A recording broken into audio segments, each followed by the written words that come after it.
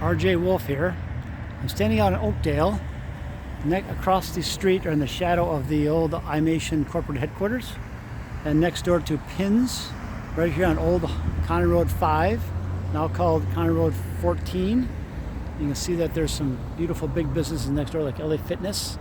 A lot of traffic here in front of LA Fitness in the afternoon, and people coming and going. And there's why I'm posting this video is that I've got this beautiful building right here that we built, like I said, a couple years ago, and it's got 5,200 square feet, and it's like I said, as you can see, it's all glass. It faces the parking lot, and not allowed to have the building face the street here on this particular property.